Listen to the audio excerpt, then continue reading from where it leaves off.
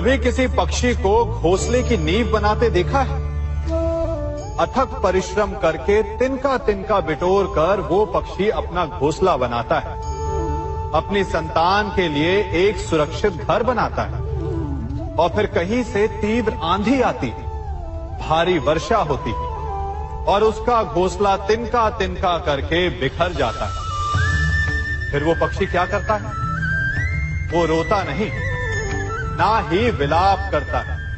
वो बिना विलंब करे फिर से अपना घोंसला बनाना प्रारंभ कर देता है और सफलता पाता है। फिर हम क्यों छोटी छोटी असफलता से भयभीत होकर परिश्रम करना छोड़ देते हैं? एक बात सदा स्मरण रखिएगा, हर वृक्ष कुल्हाड़ी की एक मार से नीचे नहीं गिरता, हर चट्टान घन के एक प्रहार से नहीं टूटती। सफलता पाने के लिए अनावरत परिश्रम करना ही मात्र एक मार्ग है। स्वीकारण, सत्य का स्वीकारण मनुष्य के लिए बहुत ही महत्वपूर्ण है। जब तक मनुष्य सत्य को स्वीकार नहीं करता, उसे असत्य से लड़ने की शक्ति प्राप्त नहीं होती। जब आप भोजन करते हैं तो क्या होता है? आपका पेट स्वीकारता है कि वो भर चुका है और आप भोजन करना बंद कर देते हैं। जब आपको निद्रा आती है तो क्या होता है? आपका मन स्वीकारता है कि आपका शरीर थक चुका है और उसे विश्राम की आवश्यकता है। उसी प्रकार जब आपको किसी व्यसन को रोकना हो तो आपको स्वीकारना पड़ता है कि बहुत हो चुका, चाहे वो लालच हो या मदिरा पान। उस व्यसन का त्यागना तभी प्रारंभ होता है जब आप ये स्वीकार कर लेते हैं कि आप उस व्यसन के बंधक हैं। हम में से ऐसा कोई नहीं जिनकी परछाई उनसे दूर रहती। हमारी परछाई सदैव हमारे साथ रहती है। कदाचित हमारी परछाई हमारे कर्मों के फलों का संकेत है। कदाचित इसी कारण कई बार हमें अपनी परछाई से भय भी लगता है, परंतु इस भय से निवारण पाने का एक साधन अवश्य है। वो है सूर्य की ओर मुख करना या किसी प्रकाश के स्रोत की ओर मुख करना, क्योंकि तब हमें हमारी परछाई दिखाई नहीं देती। यदि इसे जीवन के संदर्भ में देखें तो ये प्रकाश का स्रोत शुभ कर्मों की चेतना है। यदि आपके मन में शुभ कर्म करने की इच्छा है तो आपको कभी भी अपने कर्मों के फल का भय नहीं होगा, क्योंकि यदि आपका मन शुद्ध होगा तो आपके कर्म शुद्ध होंगे और शुद्ध कर्मों का फल कभी अशुद्ध नहीं हो सकता। आज मैं आप सबको एक कथा सुनाता हूं। एक दिन प्रातः एक व्यापारी अपने घर से निकला। घर से निकलते ही एक बिल्ली ने उस व्यापारी का मार्ग काट दी। व्यापारी घबरा गया। वो फिर से घर लौट गया और शुभ घड़ी की प्रतीक्षा करने लगा। और जब वो पुनः अपने घर से निकला तब वो वाहन जा चुका था जिससे राजा तक पहुंचकर उसे भेंट देनी थी। राजा को भेंट नहीं मिली। राजा क्रोधित हो गए। राजा ने उस व्यापारी का व्यापार बंद करवा दिया। इस कारण व्यापारी क्रोधित होकर घर पर अपनी पत्नी से लड़ बैठा। पत्नी अपने बच्चों समेत मैके वापस चली गई और उस व्यापारी के जीवन में यदि कुछ रह गया था तो केवल अंधकार। और इन सब का कारण वो उस बिल्ली को मानता रहा जिसने उसका मार्ग काटा था। ऐसा ही एक दूसरा व्यापारी राजा को भेंट देने निकला और उस व्यापारी का मार्ग भी एक बिल्ली ने काट दिया। वो व्यापारी तनिक घबराया, परंतु उसने आगे बढ़ना अधिक उचित समझा। राजा तक वो समय पर पहुंचा। उसने राजा को भेंट दी। राजा प्रसन्न हुए और राजा ने व्यापारी को अपना व्यापार बढ़ाने की अनुमति दी, स्वर्ण आभूषण दी। जब व्यापारी घर पर पहुंचा तो पत्नी को आभूषण और अपने बच्चों को देने के लिए वस्त्र थे उसके पास। हर ओर प्रसन्नता थी। समझ रहे हैं ना, दोनों के साथ एक ही प्रकार की घटना हुई, परंतु दोनों की प्रतिक्रिया भिन्न थी। ऐसा ही हमारा जीवन भी है। हमारे जीवन में प्रारब्ध का अपना स्थान है, परंतु उससे कई अधिक महत्वपूर्ण हमारी प्रतिक्रिया, हमारे सोच का प्रभाव है।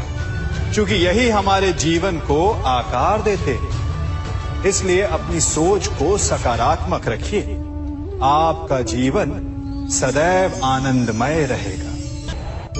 आप इन दो पात्रों को देख रहे हैं।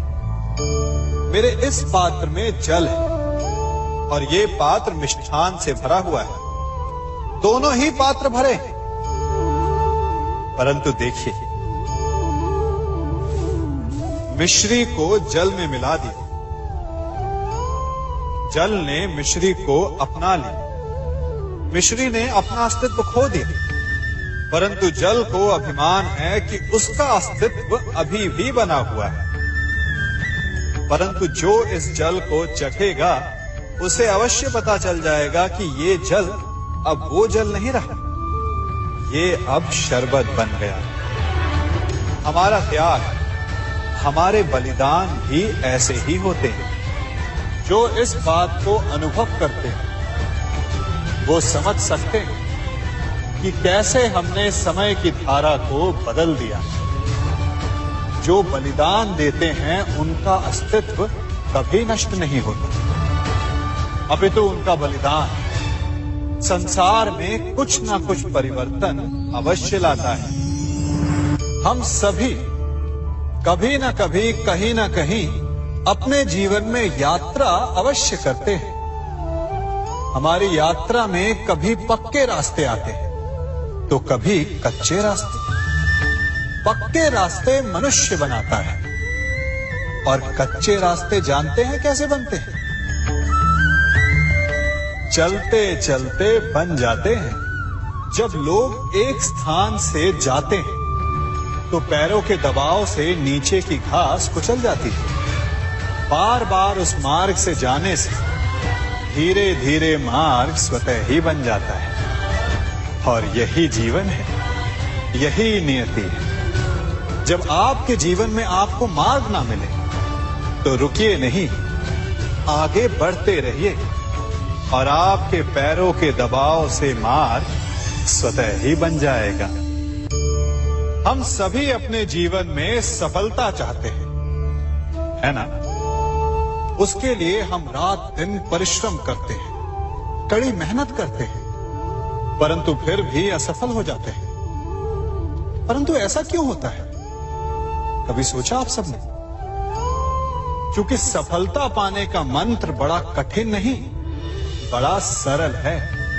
उचित विचार, उचित समय, उचित स्थान पर उचित प्रहार। जब आपके विचार, समय, स्थान और प्रहार यानी परिश्रम उचित है तो सफलता आप ही को मिलेगी। जिस प्रकार एक लोहार लोहे से कुछ बनाते समय उस लोहे के सही ताप तक के आने की प्रतीक्षा करता है और समय आने पर उचित स्थान पर पर्याप्त बल से प्रहार करता है और लोहा आकार ले लेता है, ठीक उसी प्रकार आपकी सफलता भी आकार लेती है। हम सभी को अपने जीवन में कभी ना कभी निराशा मिलती है, असफलता मिलती है और अधिकतर लोग इसके पश्चात भाग्य का रोना लेकर बैठ जाते हैं। कुछ कहते हैं कि जिस स्थान पर मैं हूं उससे कई ऊंचे स्थान पर होने के योग्य था, परंतु नहीं जा पाया। किसी को पीड़ा है कि उसे जो मिलना चाहिए था वो उसे नहीं मिला, भाग्य ही बुरा था। भाग्य क्या होता है? भाग्य वन में खिला पुष्प देवताओं को चढ़ाया जाएगा, या किसी सुंदरी की वेणी में वो सजेगा, या फिर उसे कुचल कर उत्पाद बना दिया जाएगा। ये सब एक पुष्प के नियंत्रण में नहीं होता, परंतु जब तक उस पुष्प का अस्तित्व है सुगंध बिखेरना उसके वश में अवश्य है। परंतु भाग्य हमारे वश में नहीं, और जो हमारे वश में नहीं उसके लिए दुखी होने से क्या होगा। कर्म पर वश है, वो कीजिए और धीरे धीरे भाग्य आपके वश में आ जाएगा, क्योंकि कर्म ही प्रधान है। सम्मान। मनुष्य के जीवन में सम्मान का बहुत अधिक महत्व है। वो उसे अपने हृदय, अपने मन से जोड़कर रखता है। कदाचित इसीलिए हम शत्रु के सम्मान पर चोट पहुंचाते हैं, ताकि उसे पीड़ा पहुंचाई जा सके। परंतु ऐसा करने से सावधान रहे मित्रों। शरीर पर लगी चोट मनुष्य भुला सकता है, परंतु उसके सम्मान को लगी चोट उसे जीवन भर पीड़ा देती है। और स्त्री के मान सम्मान पर लगी चोट उसे उस सीमा तक ले जाती है जहां उसे केवल प्रतिशोध दिखाई देता है। यदि अपने शत्रुओं को जीतना है तो प्रेम से जीतिए, अपने कर्मों से जीतिए। उन्हें अनुभव करवाइए कि उनसे भूल हुई है। किसी के सम्मान को ऐसी चोट ना पहुंचाइए कि वो आपका नाश करने पर उतर आए। स्मरण रखिए, किसी का अपमान करके आपके हृदय को कदाचित थोड़ा संतोष आ जाए, परंतु उस अपमान से आप कई हृदयों को आघात पहुंचाते हैं और अपने लिए एक शत्रु और बढ़ा लेते हैं। हम सब शीघ्र ही सफलता चाहते हैं, ढेर सारी संपत्ति और सुख चाहते हैं, और ऐसे में कई बार हम छोटे मार्गों का चयन कर लेते हैं। वो मार्ग जिनमें परिश्रम नहीं होता, जिनमें होता है तो केवल छल, कुटिलता और भाग्य का सहारा। जैसे कि जुआ। कोई जुए के खेल में धन लगाता है, कोई दांव लगाता है, और ये भूल जाता है कि जुआ ऐसा दलदल है कि जिसमें एक बार गिरे तो सर्वनाश से पहले निकलना असंभव है। यदि आप जीते तो और जीतने की भूख बढ़ जाएगी, और यदि आप कुछ हार बैठे तो उसे पुनः पाने के लिए आप फिर से खेलेंगे।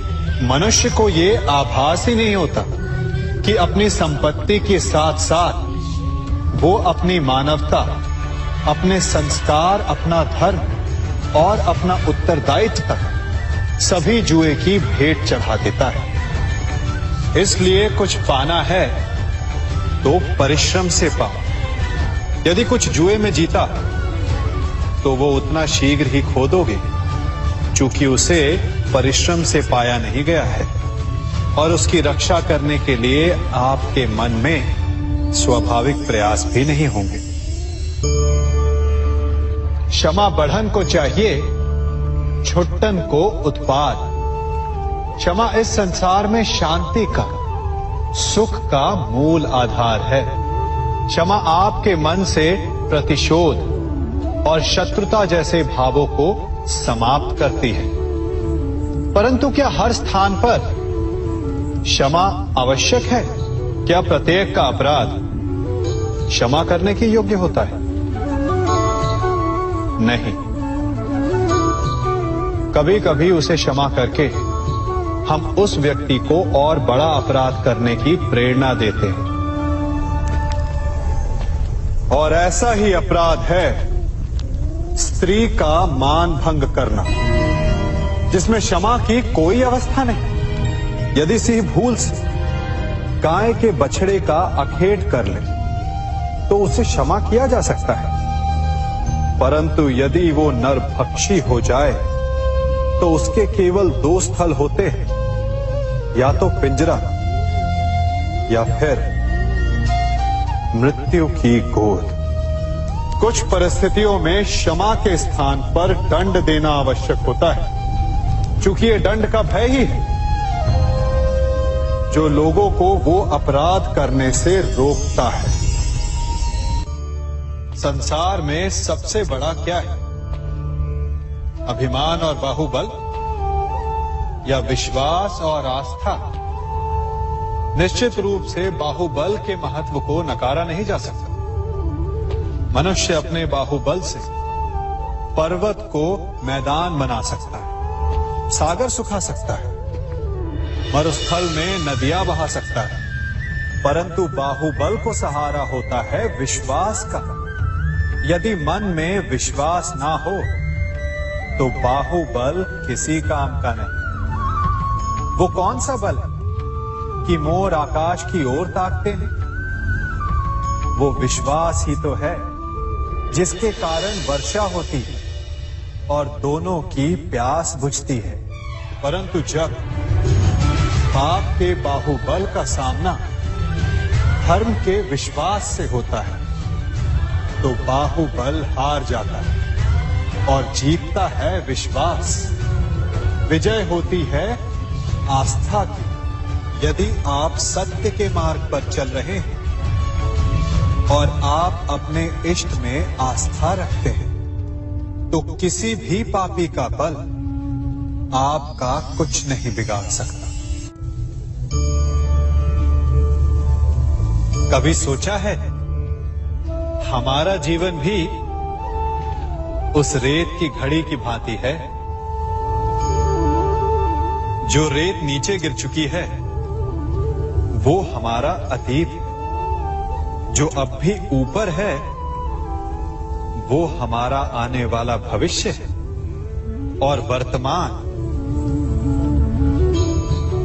ये संकुचित स्थल है जहां से धीरे धीरे करके रेत गिर रही है। अर्थात हमारे पास जीने के लिए यही एक क्षण है। उसका उपयोग कैसे करना है ये हम पर निर्भर करता है। जो बीत गया उसका दुख मनाना है या जो भविष्य में होने वाला है उसकी प्रतीक्षा में क्रोध करना है। सब कुछ करने के लिए यही एक क्षण है। प्रसन्न रहना है तो उसके लिए भी यही एक पल है। प्रतीक्षा करते रहोगे तो ये पल भी भूतकाल में बदल जाएगा। इसलिए आनंद के लिए, परोपकार के लिए प्रतीक्षा ना कीजिए। आपके पास जो पल है उनका भरपूर सदुपयोग कीजिए, क्योंकि इस घड़ी को पलटकर आप फिर से समय अवश्य गिन सकते हैं, परंतु अपना बीता हुआ समय आप वापस नहीं लौटा पाएंगे।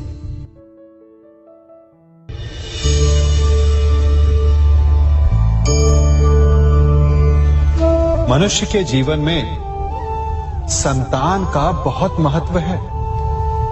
उस संतान के लिए वो कितने कष्ट सहता है, उसे पालता है, पोसता है, और यदि यही संतान संताप का कारण बन जाए तो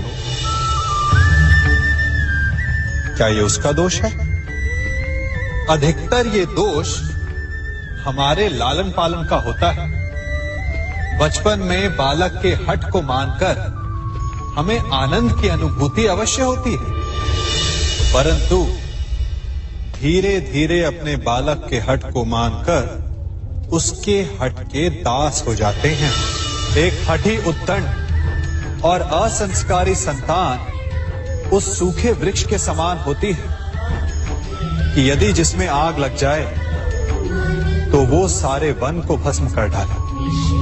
और स्मरण रहे, जब उसमें अग्नि लगती है तो सबसे पहले वो स्वयं के घर को ही भस्म करती है। इसलिए जब आवश्यकता हो तो अपनी संतान के हठ का विरोध करें, उसे रोके, क्योंकि यदि समय रहते ऐसा ना किया गया तो भविष्य में इस समस्या के परिणाम गंभीर हो सकते हैं। प्रतिज्ञा, वचन, ये सब मनुष्य ने समाज को सही दिशा में रखने के लिए बनाए हैं। वो मनुष्य ही क्या जिसके जीवन में नियम ना हो, जिनका वो पालन ना करे, परंतु समय के साथ चलने के लिए नियमों को बदलना भी आवश्यक होता है, क्योंकि ये आज का समय ही तो है जो बीत जाने के पश्चात इतिहास बन जाएगा।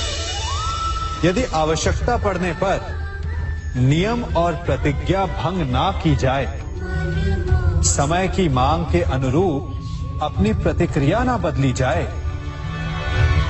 तो इतिहास हमें कभी क्षमा नहीं करेगा। आवश्यकता पड़ने पर आपकी तोड़ी हुई एक प्रतिज्ञा, एक बंधन कभी कभी पूरे मानव इतिहास को बड़े विनाश से बचा सकता है।